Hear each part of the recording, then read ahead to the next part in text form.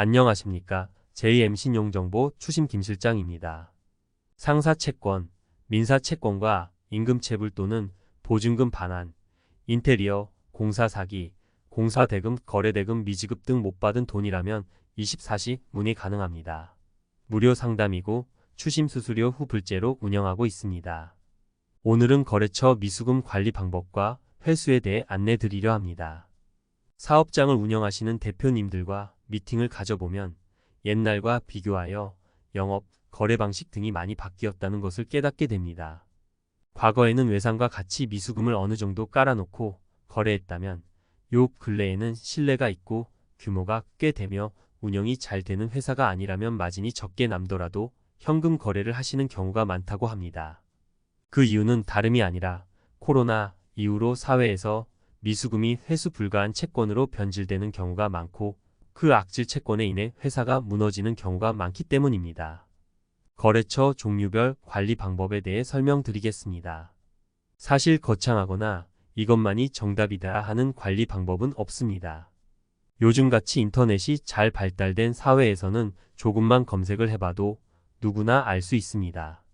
다만 채무자들 또한 본인들의 정보 공유를 위한 네이버, 카페나 밴드, 카카오톡 채팅방 등을 만들어 채무를 갚지 않는 방법에 대해 연구하기 때문에 채권자도 충분히 대비하여야 합니다. 기본적인 채권 관리 방법 1. 전자세금계산서 발행 2. 하자, 보수, 반품 등의 사유가 발생할 수 있는 업종이라면 미수금 잔액을 평소에 확인받기 3. 세금계산서 외에 누락된 채권 금액을 확인하기 위한 잔액 확인서 요청 채무자 입장에서 지금 당장은 문제가 되지 않으니 조금만 기다려 달라, 언제까지 갚겠다 하며 머리를 굴리다가 소송이 시작되면 금액이 틀렸다, 하자가 있다 등의 이유를 대며 소송을 지연시키거나 무마시키려 듭니다. 그러니 꼭 잔액 확인서 받아놓는 것이 좋습니다. 잔액 확인서의 장점. 채무자가 인정하여 작성하고 서명하는 채권금이기에 법적 논쟁의 여지가 적다. 법적 가압류. 소송 접수 시 전자세금계산서 외에도 확실한 원인 서류가 된다. 개인 사업자일 경우 사업자 대표의 인적사항 등을 기재 요구하여 소송에 걸리는 시간을 단축시킬 수 있다. 등이 장점입니다. 사업자 형태에 따라 추심 방법이 달라질 수 있습니다. 사업을 운영하고 거래하면서 상대가 개인인지 법인인지는 크게 중요하지 않을 수 있습니다만 미수금이 발생했을 때의 관리 방법에 있어서는 확연히 차이가 있습니다. 미수금 발생 후 강제 회수 단계에서 문제점. 개인 사업자. 사업자 등록증 대표의 개인 인적사항을 알아야 진행 가능하다. 인적사항이 없어도 소송이 가능하나 시간이 오래 걸린다. 유연하게 대처하여 채무자의 개인 정보를 꼭 파악해 놔야 한다. 법인 사업자.